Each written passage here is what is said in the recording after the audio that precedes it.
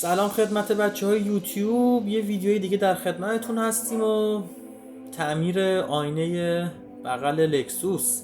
چند روز پیش اومدم سوار ماشین بشم، یه صداهای عجیب شنیدم از داخل آینه و همون لحظه بود که فهمیدم دیگه آینه تکون نمیخوره. پس شروع کردم به عیبیابی و باز کردن آینه. خب همونجور که میبینین اولین قسمت اینه که آینه رو خیلی با رعایت احتیاط از یک سمت به بیرون و از سمت دیگه به داخل فشار بدین تا آینه بپره بیرون.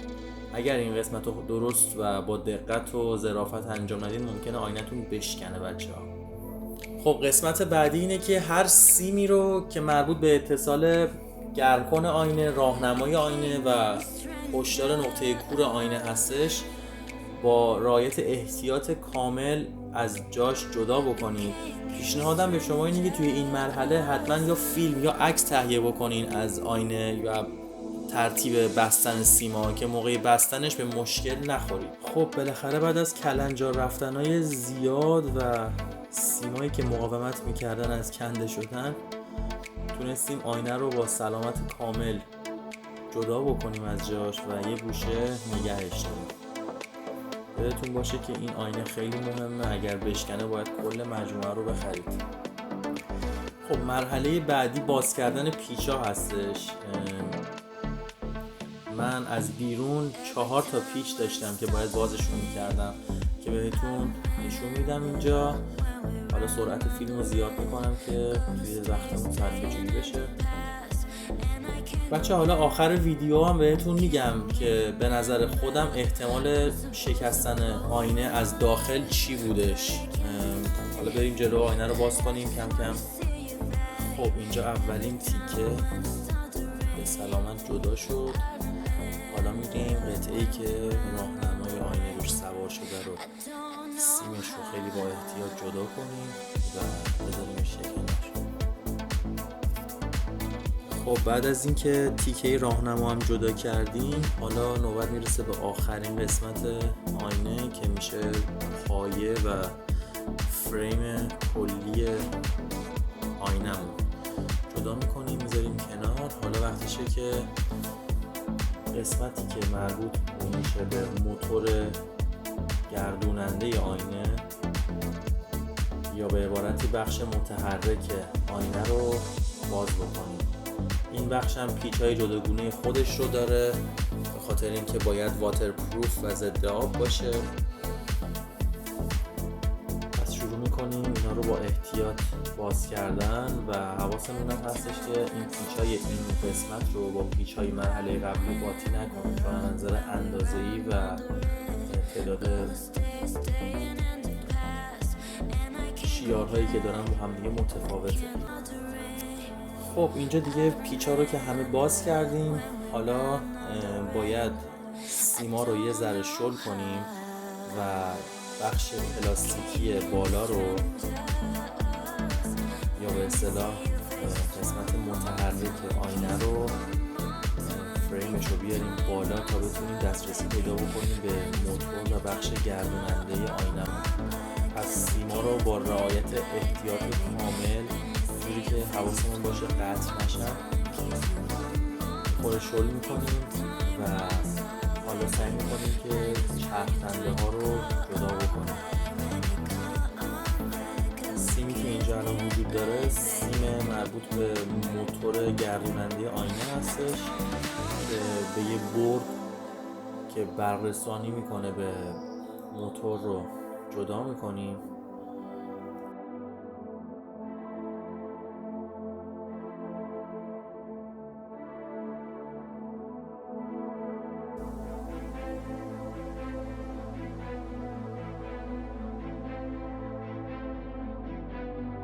این قسمت سفید رنگ که بالای موتور قرار داره باعث میشه که پایه های مثبت و منفی اون موتور گردوننده به اون بردی که قبلش بهتون نشون دادم اتصال پیدا بکنه.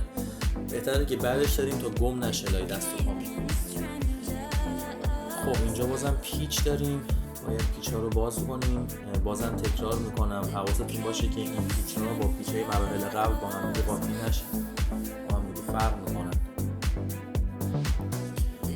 خب بالاخره باز کردنش تموم شد و رسیدیم به قسمت خراب آینه، چرخنده هایی که شکستن و تا چند ثانیه دیگه بهتون نشون میدم.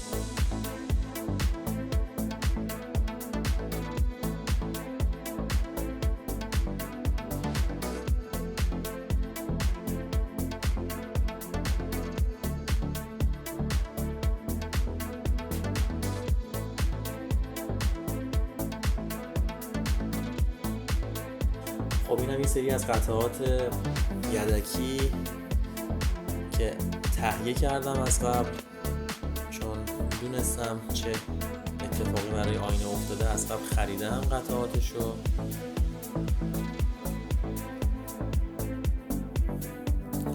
خب من اینجا کاری که کردم این بود، فقط قطعه شکسته شده رو عوضش کردم و بقیه چرخدنده ها رو همون فابریک خودش باقی گذاشتم، به خاطر اینکه نخواستم ریسک اینو بکنم. شاید قطعه‌ای که جدید خریدم کیفیتش مثل قطعه خود کارخونه نباشه، به خاطر همینم فقط چرخنده‌ای که شکسته بود رو عوض کردم و سعی کردم مطمئن بشم که سایزش و همه مشخصاتش یکسان باشه و شروع کردم به جاگذاری چرخنده ها سر جای خودشون.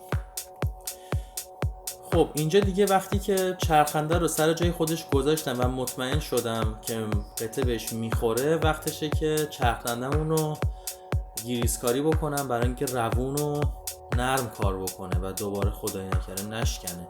برای این کار من از گریس سفید استفاده میکنم، چون سازگاری بالایی با پلاستیک داره. اگر شما از گریس های دیگه یا مواد لزج کننده یا حالا لوبریکنت دیگه استفاده بکنید، ممکنه در اثر مرور زمان باعث از بین رفتن اون بافت پلاستیکی چرخنده و کاهش مقاومتش بشه. پس من از گریس استفاده کردم اینجا. همونطور که میبینیم سعی میکنم به همه جاش کامل گریس بزنم. خب اینجا که قطعات رو کم کم میبندیم و سر جای خودشون میذاریم.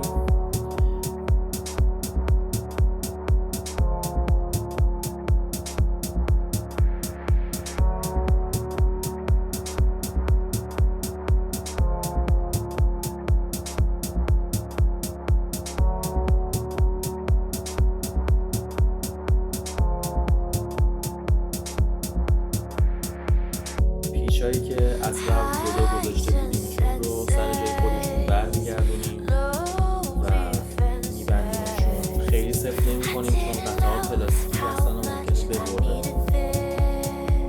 خب اینجا قطعه پلاستیکی بالای موتور رو برمیگردونیم و بعدش هم نوبت بردیه که برق‌رسونی رو انجام میده به موتور آینه.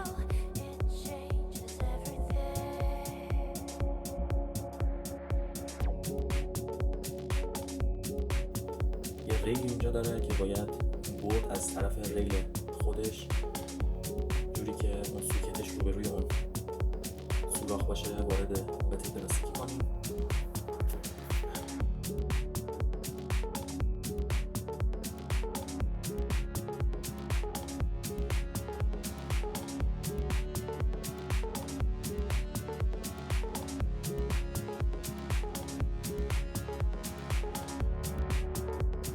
خب بچه ها توی این مرحله هم دیگه پیچا رو دونه دونه میبندیم، زیاد سفت نمی کنیم به خاطر این قطعات پلاستیکی هم. خب زده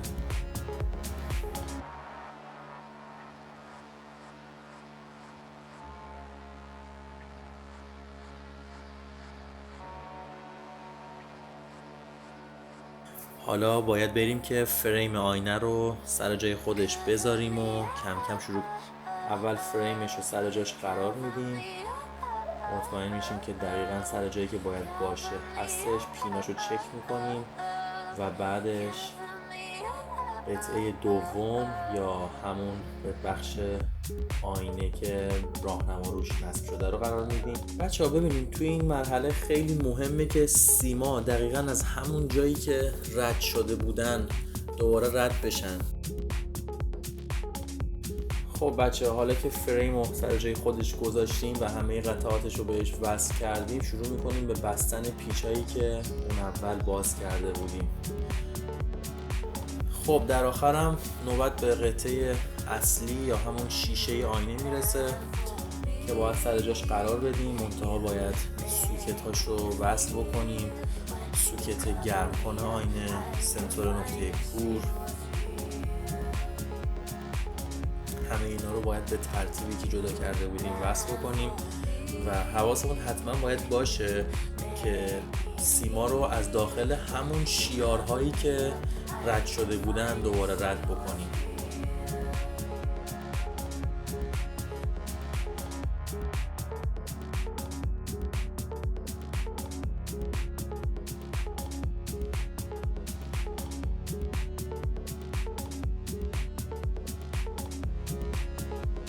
خب مهمترین و آخرین مرحله‌ای که داریم قرار دادن شیشه آینه سر جای خودشه.